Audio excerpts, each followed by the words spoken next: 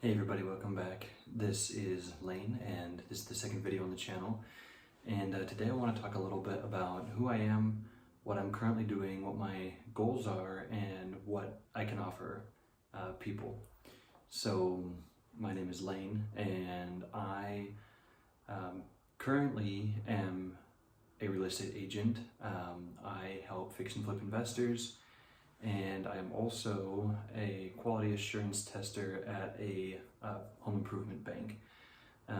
I studied finance and business management. I actually have a bachelor's degree in finance with a minor in business management.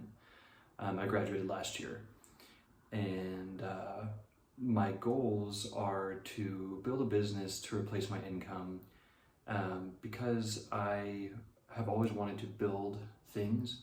I'm interested in the way that money works. I'm interested in the way that businesses work, and I find fulfillment in building something that works. I want to provide jobs for other people, and I want to create products that are useful.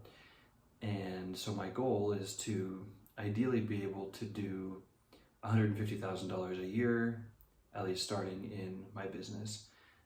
That's like my first goal, I guess. Obviously I want to, scale higher than that and do other businesses, but my current plan is to do that through transactional lending. So do that through funding earnest money deposits and double closings. So if you're somebody who is a wholesaler or a real estate investor and you need someone to help you fund your earnest money deposits and your double closings, then reach out to me. I'll put some of my contact information in the description of the video. The reason why that is useful for wholesalers, and this is coming from the perspective of an agent, is that offers on homes that have earnest money, even though it's typically refundable, strengthen your offer and it's more credibility for you. You're going to be taken more seriously. So personally, as an agent, if I was representing a client and I received an offer with no earnest money, the offer wouldn't seem credible at all. It wouldn't really be entertained, because basically what you're saying is that you're not interested enough in the house to put up any money in escrow to show how serious you are in closing. So typically, the more earnest money you put up, the more serious your offer seems. And from a strategic standpoint, where earnest money is really useful for a fix and flip investor, for example, is you put up a large amount of earnest money, like let's say something really high, like $20,000, and you say, okay, my earnest money is going to be hard upon acceptance, which means that the earnest money is non-refundable on the acceptance of the contract.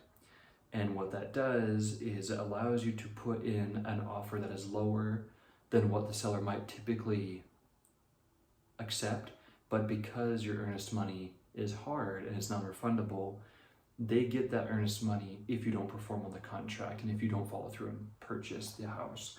And so the only way that this works is if you do all of your numbers on the back end. If you know that if you're a wholesaler, for example, if you know that you have an end buyer, if you've had a contractor lined up to go and inspect the house and give you a bid on how much it's going to cost to repair, if you've already run solid comps and numbers and you know what the ARV on the home or the after repair value is going to be, if you have all of those lined up, then it makes sense to do this. Or if you're a fix and flip investor making an offer on a home and there's an agent on the other end, the same thing applies. But this only works if you have everything lined up on the end: your financing, your numbers, your repair costs, like all of those things.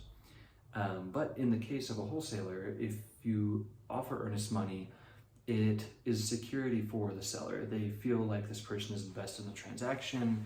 This is something that they really want to follow through with, and they're going to work to perform, because the earnest money shows that you're serious. Now, of course, most of the time earnest money is refundable during the due diligence period or the inspection period, but nonetheless, when there's a large amount of money sitting in escrow that you've put up, sellers will tend to feel more confident in your seriousness, because it shows that you actually have cash to work with. Now, if you're a wholesaler or an investor who maybe you want to put up earnest money, or the seller's asking for earnest money, but you either A, don't have it, or B, you don't want to tie up that money, then someone like me can be of use.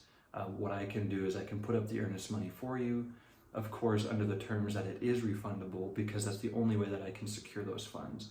But hopefully this will free up more of your own capital for your business, where instead of tying up money in escrow for 30 days, you can use that money to pay assistants, generate leads, like do mailers, create ads, like anything else that you can think of that will help actually scale your business.